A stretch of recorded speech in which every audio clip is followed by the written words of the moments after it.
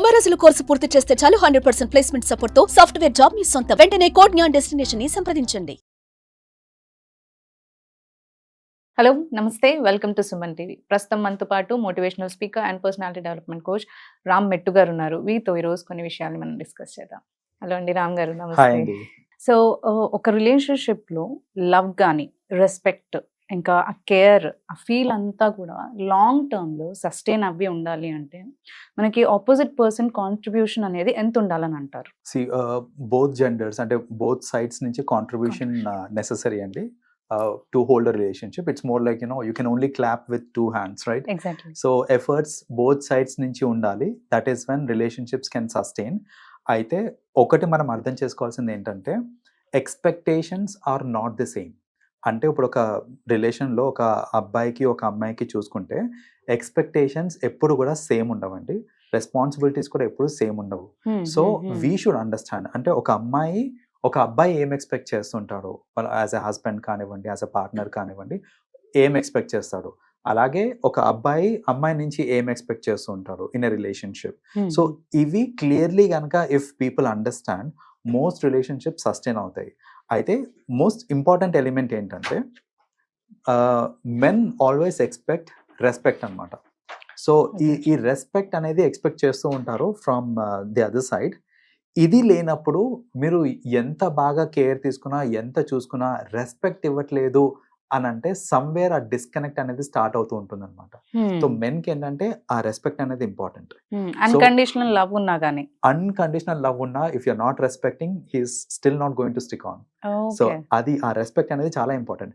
తెలియకుండా ఎలాంటి మిస్టేక్స్ చేస్తూ ఉంటారంటే, వెన్ ఐ సే రెస్పెక్ట్, నేను ఏవండి అని పిలవాలి అదంతా కాదు నేను చెప్పేది ఇక్కడ. ఇట్ ఈస్ మోర్ అబౌట్, సొసైటీలో he faces a lot of pressures, like financially కానివ్వండి, లేకపోతే కెరియర్ వైజ్ కానివ్వండి.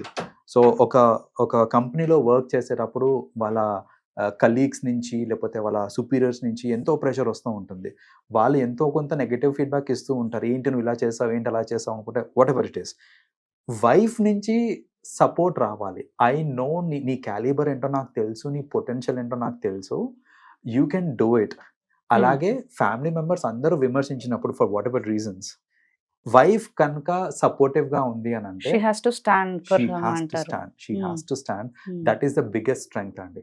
The man expects that. ఏంటంటే నా వైఫ్ అనేది she should give me respect when nobody else is giving, or మిగతా వాళ్ళు ఇచ్చిన అయ్యకపోయినా she should give me respect.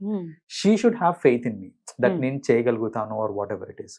So అలా కాకుండా పద్దాకా ఇప్పుడు చూడు మీ ఫ్రెండ్స్ అందరూ ఈ కార్స్ కొనుక్కున్నారు, ఆల్రెడీ ఫ్లాట్స్ కొనేసుకున్నారు, మనం ఇంకా రెంటెడ్ హౌస్ లో ఉన్నాము, ఇంకెన్నాళ్ళు ఇట్లా నువ్వు ఇంతేలే నువ్వు మారవు, ఇట్లా నాగింగ్ చేసుకుంటూ చేశారనుకోండి, ఆ నెగటివిటీ అనేది ఇంకా పెరిగిపోతూ ఉంటుంది అనమాట రిలేషన్షిప్ లో. సో మోస్ట్లీ మెన్కి వచ్చేసరికి this is what they expect.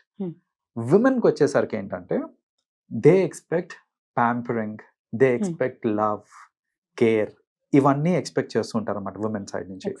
So ఇప్పుడు మీరు ఎన్ని డబ్బులు సంపాదించి తెచ్చినా, మీరు ఎంత లగ్జరీస్ ఇచ్చినా అమ్మాయికి, if you are not asking నువ్వు తిన్నావా, లేకపోతే హౌ వాజ్ యువర్ డే అని అడగట్లేదు, నీకేమైనా లైఫ్లో ఏమైనా ప్రాబ్లమ్స్ ఉన్నాయా, లేకపోతే ఎనీథింగ్ లైక్ దాట్, ఈ కేర్, ఈ ఎఫెక్షన్ ఇవి కనుక మ్యాన్ సైడ్ నుంచి విమెన్కి రావట్లేదు అని అంటే, మీరు ఎంత మంచి లైఫ్ ఇచ్చినా కూడా she will not be able to enjoy the life. So విమెన్కి కావాల్సినవి ఈ ఎలిమెంట్స్ అనమాట, like these things that they expect. So ఇంకోటి చిన్న ఎగ్జాంపుల్ ఇస్తాను మైండ్ సెట్లో కూడా, అంటే ఏంటి how women expects and how man expects అనేసి. మ్యాన్ ఏంటంటే మోస్ట్ ఆఫెన్ ఎక్కువ పొసెసివ్ ఉంటారు, like about their spouse, but they don't show that much. They don't show it. They are possessive, they don't show it. And mostly men ఏంటంటే ఒక women ని they personalise అన్నమాట, అంటే she is mine అని పర్సనలైజింగ్ ఉంటుంది. But ఇక్కడ చిన్న థాట్, విమెన్ కూడా అలాంటి పర్సనలైజింగ్ చేసుకుంటారు, ఇతను నా వాడు, హీఈస్ మైన్ అనే పర్సనలైజింగ్ అవుతుంది. కానీ ఇక్కడ చిన్న వేరియేషన్ చెప్తా చూడండి. సపోజ్ ఒక రిలేషన్షిప్ లో ఎలిమెంట్ ఆఫ్ డౌట్ వచ్చింది, like you are with someone else క్యా అనేసి ఒక డౌట్ వచ్చింది అనుకోండి. The question that women asks, women ఏం అడుగుతుంది అంటే, నీకు నా మీద ప్రేమ తగ్గిందా, లేకపోతే నీకు ఆమె మీద ప్రేమ పెరిగిందా అనేసి డౌట్ వచ్చినప్పుడు దిస్ ఇస్ ది క్వశ్చన్. ఒక మ్యాన్ ఏం అడుగుతాడంటే విమెన్ ని, నువ్వు పడుకున్నావా, దిస్ ఇస్ ద క్వశ్చన్. నీకు నా మీద ప్రేమ తగ్గిందా అనే క్వశ్చన్ రాదు. Were you physical with him? నాకు డౌట్ వచ్చింది, సో నేను క్లారిఫై చేసుకుంటున్నా. So did you ever be physical with so and so person అనేసి, that is the question. So ఎందుకు ఈ క్వశ్చన్స్ లో వేరియేషన్స్ వచ్చినాయి అంటే బికాస్ ది థాట్ ప్రాసెస్ లో వేరియేషన్స్ ఉన్నాయి కాబట్టి. సో ఈ వేరియేషన్స్ మనం అర్థం చేసుకోవాలి. ఏంటంటే ఉమెన్ కి కావాల్సింది love, she wants affection. So అది మనం ఇచ్చినప్పుడే ఆ రిలేషన్షిప్ అనేది స్ట్రాంగ్ గా నిలబడుతుంది. అలాగే మ్యాన్ కి కావాల్సింది ఏంటంటే రెస్పెక్ట్. మ్యాన్ ఈ క్వశ్చన్ ఎందుకు అడుగుతాడు అని అంటే it's a disrespect for him if you are leaving this person and going with someone else to be physical. Exactly. So it in a way it's kind of disrespecting or నీకు సత్తా లేదు or whatever it is, that kind of దీనికి వెళ్ళిపోతారు అనమాట. You can't satisfy me kind of thing. So that is the reason why ఈ question అదేంటంటే అనుకోకుండా వచ్చేస్తుంది. he will not think అన్న వే లైక్ అంటే నేను ఏమన్నా అర్థం చేసుకోవట్లేదేమో, లేకపోతే నేను ఏమన్నా ప్రేమలో తక్కువ చేస్తున్నానని అనుకోకుండా ఇలాంటి థాట్ ప్రాసెస్ వస్తుంటది అనమాట. కాబట్టి అంతవరకు వెళ్లకుండా జనరలీ ఏంటంటే మీరు మీ సైడ్ నుంచి విమెన్ కి కావాల్సిన లవ్ ఇచ్చేస్తే, లేకపోతే మ్యాన్ కి కావాల్సిన రెస్పెక్ట్, మ్యూచువల్ రెస్పెక్ట్ ఇచ్చేస్తే ఇది ఉంటుంది. ఇంకొకటి, we should never take people for granted. This is another thing which generally happens. ఏంటి అంటే ఒకసారి యునో వైఫ్ అండ్ హస్బెండ్, ఇంకా పెళ్ళి అయిపోయిన తర్వాత వైఫ్ అండ్ హస్బెండ్ ఉన్నప్పుడు generally I have seen that people take things for granted. అది ఏ లెవెల్లో గ్రాంటెడ్ అవుతుంది అని అంటే, సపోజ్ పెళ్ళి అయిపోయిన తర్వాత when we go for a vacation with friends, most often ఏమవుతుందంటే పెళ్లి కాకముందు నేను చూపించిన care to the same girl will actually reduce. Now I'm more focused on you know enjoying with my friends and location. పెళ్లి అయిపోయింది, సో అప్పుడేమో తన వెనకాలే తిరిగి కంఫర్టబుల్ ఉన్నారా అది ఇదని అడుగుతూ తన వెనకాల తిరుగుతుంటారు. అప్పుడే ఉన్నారులే ఏదో ఉన్నారు పక్కన అన్నట్టు చూస్తారు. అలా చూస్తారు. అది రెండో తప్పు అండి. అది రెండో తప్పు. ఏంటంటే don't take people for granted. అంటే పెళ్లి అయిపోయినంత మాత్రాన it's not that you can నా ఎటు పోలే ఉంటుంది నాతోటే అనేసి అలా గ్రాంటెడ్ గా తీసుకున్నప్పుడు ఇట్ యాక్చువల్లీ హర్ట్స్. కాబట్టి see the change in attitude. పెళ్లి కాకముందు నేను నా ఫ్రెండ్స్ అందరికి నో చెప్తుండే just to be with her. Now I'm saying no to her just to be with my friends.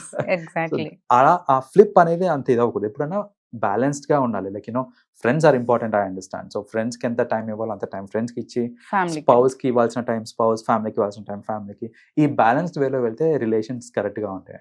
Exactly. So ఇప్పుడు మీరు అన్నారు లవ్ అండ్ రెస్పెక్ట్ ఉండాలి అని. అది ఉంటుంది స్టార్టింగ్ ఏజ్ లో ఎలాగో ఉంటుంది. అది సస్టైన్ గా ఉంచుకోవాలి అంటే ఏం చేయాలంటారు? సస్టైన్ ఫస్ట్ ఆఫ్ ఆల్ అది సస్టైన్ అవ్వాలి, ఆ రెస్పెక్ట్ అనేది సస్టైన్ అవ్వాలి అని అంటే most important thing is our actions అండి.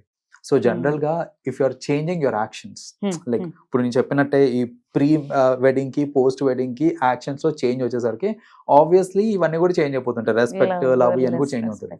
You don't change the actions. మీ యాక్షన్స్ కాన్స్టెంట్ గా పెట్టుకోండి. The love, the care, everything that you were showing before, దాన్ని అలాగే కాన్స్టెంట్ పెట్టుకున్నారనుకోండి, automatically that runs in a loop అనమాట. సో సస్టైన్ అవుతుంది. అలా కాకుండా మన యాక్షన్స్ లో చేంజ్ చేసినా, లేకపోతే మన ప్రయారిటీస్ చేంజ్ చేసుకున్నాం. అఫ్ కోర్స్ లైఫ్ లో ఏంటంటే డిఫరెంట్ టైం పీరియడ్స్ లో డిఫరెంట్ ప్రయారిటీస్ చేంజ్ అవుతాయి. కొన్ని ప్రయారిటీస్ చేంజ్ అనేది it is not in our control. For example before kids spouse కి ప్రయారిటీ ఇస్తుంటాం మనము, బట్ ఆఫ్టర్ కిడ్స్ ఖచ్చితంగా ప్రయారిటీ షిఫ్ట్ అవ్వాల్సిందే. ఇది అర్థం చేసుకోవాలి. ఏంటి అంటే ఆఫ్టర్ కిడ్స్ ప్రయారిటీస్ చేంజ్ అవుతాయి అని అర్థం చేసుకోవాలి. ఆ అండర్స్టాండింగ్ లేనప్పుడు కూడా మనకి ఏంటంటే సమ్ టైమ్స్ రిలేషన్షిప్స్ డ్యామేజ్ అవుతూ ఉంటాయి. ముందు అది సామెతలు కూడా ఉంటాయి కదా. సో బేసిక్లీ ఏంటంటే they have to understand that priorities at a given time change అవుతూ ఉంటాయి. యూనో ప్రొఫెషన్ వైజ్ కూడా ఒక్కొక్కసారి ఏమవుతుందంటే when I change a job or when I change my career, sometimes maybe it demands more of my time. So అది అర్థం చేసుకోవాలి. అలా కాకుండా ఇప్పుడు ఇవ్వట్లేదు. సో ఇలా కాకుండా జనరల్ గా ఏంటంటే ఇలాంటి కేసెస్ లో we have to communicate. See నా కెరియర్ చేంజ్ అయింది, this is what the demand is. మన ఫ్యూచర్ బాగుండాలి అంటే నేను ఖచ్చితంగా దీనికి ఇంత టైం ఎలకేట్ చేయాల్సి వస్తుంది, బట్ నేను I will compensate, please understand, నేను కాంపన్సేట్ చేస్తాను అన్నట్టు ఆ కమ్యూనికేషన్ కనుక ఇద్దరి మధ్యలో ఉంది అని అంటే ఖచ్చితంగా ఆ రెస్పెక్ట్ అదంతా సస్టైన్ అవుతుంటుంది. ఆ టైం ఇవ్వకపోయినా ఆ కమ్యూనికేషన్ లో ఆ లవ్ అనేది చూపించాలి, ఖచ్చితంగా చూపించాలి. చెప్తే ఫైన్, చెప్పకపోతే మళ్ళీ ఊహాగానాలు అన్ని స్టార్ట్ అవుతాయి. థ్యాంక్ యూ అండి. Thank you Ram garu. Thanks for coming. Suman టీవీలో మీ పర్సనల్ అండ్ బిజినెస్ ప్రమోషన్స్ కోసం కింది నెంబర్కి కాంటాక్ట్ చేయండి.